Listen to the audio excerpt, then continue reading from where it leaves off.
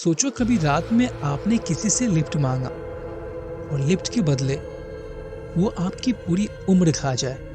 तो आज की कहानी कुछ ऐसी ही है, उम्र खाने वाला राक्षस। तो चलिए कहानी को शुरू करते हैं।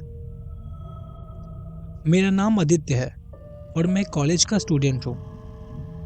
अक्सर कॉलेज की छुट्टियों में मुझे घूमने का बहुत शौक था। तकरीबन 1 साल से मेरी छुट्टी नहीं हुई थी और अब एग्जाम खत्म होने के बाद जब मेरी छुट्टी हुई तो मैं इन छुट्टियों को अच्छे तरीके से सेलिब्रेट करना चाहता था। इसीलिए मैं अपने नानी के यहाँ जाने का प्लान बनाता हूँ।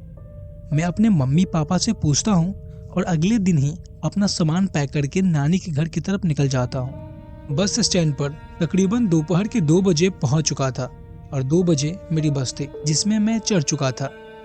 तकरीबन 3 घंटे में वो मुझे नानी के गांव में पहुंचा देती थी, लेकिन बस मेरी नानी के गांव से 15 किलोमीटर पीछे ही उतारती थी क्योंकि उससे आगे का रास्ता बहुत खराब था। बस वहीं तक जाती थी, उसके आगे या तो आपको लिफ्ट लेना पड़ेगा या फिर पैदल जाना पड़ेगा। मैं बस में बैठा हुआ था और बस चल पड़ी थी, परंतु रास्ते में वर्षा के कारण बस खराब हो गई और वहीं पे मुझे 1 घंटा लग गया। तो जब मैं बस स्टैंड पर उतरा तब 6 बज चुके थे। मैं अब आगे 15 किलोमीटर के रास्ते को देखता हुआ धीरे धीरे आगे बढ़ने लगा। काफी देर इंतजार के बाद भी वहां पे मुझे कोई भी लिफ्ट देने वाला नहीं मिला। मैं धीरे धीरे बस अपने आप में गुनगुनाता हुआ आगे बढ़ता जा रहा था और अब अंधेरे ने भी अपनी चादर फैलाना शुरू कर दी थी।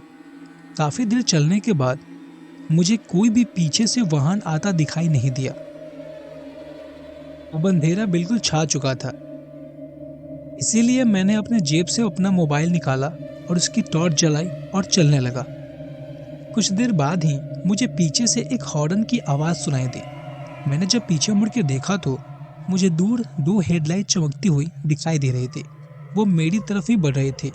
उसे देखकर मैं रोड से थोड़ा दूर खड़ा हो गया और उसका आने का वेट करने लगा। जब वो मेरे पास आया तब मैंने अपनी हाथों से इशारा किया रुकने का, पर वो ट्रक था, वो रुका नहीं बल्कि तेजी से आगे निकल गया। मैं बहुत हैरान हुआ और गुस्से में मैंने उसे बहुत कुछ सुनाया क्योंकि मेरे हाथ देने के बावजूद भी उसने ट्रक को नहीं रोका था। क्या यार, भलाई का तो जमाना ही नहीं था। इतनी रात हो गई थी और मैंने हाथ भी दिया था रुकने के लिए, फिर भी नहीं रुका। अपने मन में यह सब बड़बड़ाता हुआ मैं फिर से अपने गंतव्य की ओर बढ़ने लगा। कुछ देर बाद ही मुझे फिर से एक हॉर्न सुनाई दिया। मैंने जब पीछे मुड़ के देखा तो फिर से 2 हेडलाइट की रोशनी मेरी तरफ बढ़ती आ रही थी। जब वो मेरे पास आई तो मेरे होश उड़ गए क्योंकि वो वही ट्रक था जो अभी मेरे सामने से निकला था। उस ट्रक को देखकर मैं थोड़ा सा घबरा गया, परंतु मुझे यहाँ से 10 किलोमीटर का रास्ता भी नजर आ रहा था और टाइम भी तकरीबन 7 बज चुके थे। इसलिए मैंने ज़्यादा कुछ नहीं सोचा और उस ट्रक में चढ़ गया। ट्रक में बैठने के बाद मैंने देखा तो ट्रक को एक अधेड़ उम्र का आदमी चला रहा था। उसकी सफ़ेद दाढ़ी थी और सफ़ेद बाल। उसने मुझसे कहा कि आराम से बैठे रहो, मैं तुम्हें तुम्हारे नानी के घर छोड़ दूंगा। जब मैंने उसकी बात सुनी मेरी आंखें खुली की खुली रह गई और मैंने उससे कहा, आपको कैसे पता कि मुझे मेरी नानी के यहाँ जाना है? आपको यह किसने बताया? मैंने तो नहीं बताया आपको। मेरी बात सुन के वो हंसने लगा और बोला, तुम्हें कुछ भी बताने की जरूरत नहीं है, मुझे सब पता है। ऐसा कह के वो ट्रक को आगे बढ़ाने लगा, परंतु मैं अब उसकी तरफ देखे जा रहा था। मैं बस सोच रहा था कि उसे मेरे बारे में सब कुछ कैसे पता कि मैं कहाँ से आया हूँ, कहाँ जाऊँगा। और दोस्तों, कुछ देर बाद मैंने ज़्यादा कुछ ध्यान नहीं दिया और अपने मोबाइल में बिजी हो गया। कुछ देर बाद जब मैंने अपने साइड में देखा तो मेरे रोंगटे खड़े हो गए क्योंकि अब जो अधेड़ उम्र का इंसान था वो एक जवान आदमी में बदल चुका था। वे देखकर मैं खिड़की से बिल्कुल चिपक गया और बहुत डर गया था। मेरे डर के मारे पसीना छूटने लग गया था क्योंकि अभी तक जो आदमी बूढ़ा दिखाई दे रहा था वो अचानक से जवान कैसे हो गया।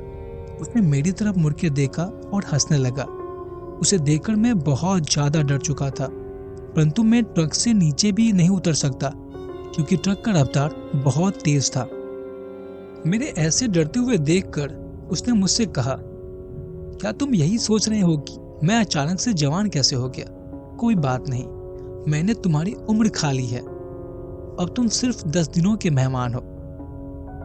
उसकी बात सुनकर मेरे होश उड़ गए और मैंने उससे कहा, क्या बकवास कर रहे हो तुम कौन होते हो मेरी उम्र खाने वाले? मेरी बात सुन के वह जोर जोर से हंसने लगा और उसने मुझसे कहा, मैं उम्र खाने वाला राक्षस हूँ और अब तुम सिर्फ 10 दिनों के मेहमान हो। उसकी ऐसी पागल भरी बातें सुन के मैं बहुत ज्यादा डर चुका था और मेरी नानी का गांव भी बिल्कुल नजदीक आ गया था। मैं बहुत ज्यादा डर चुका था और इसी वजह से मैंने चलते ट्रक से ही छलांग लगा दी।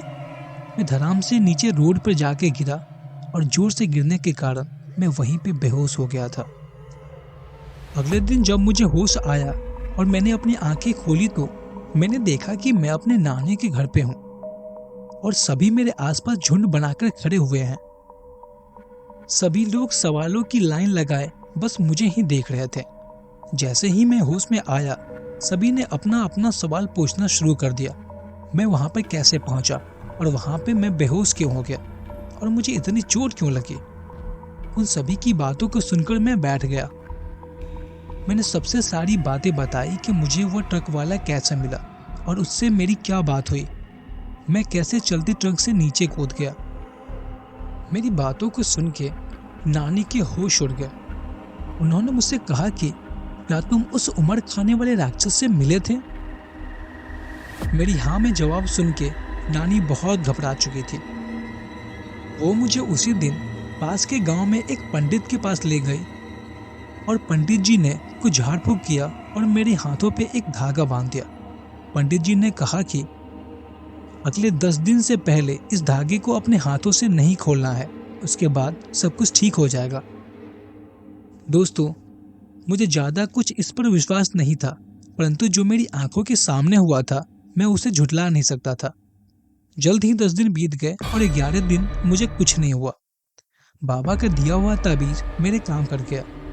मेरी जबान तो अब भी लड़खड़ा रही थी जो मेरे साथ हुआ था।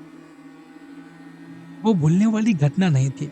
यह घटना मुझे हमेशा याद दिलाती है मेरे साथ नानी के घर क्या हुआ था।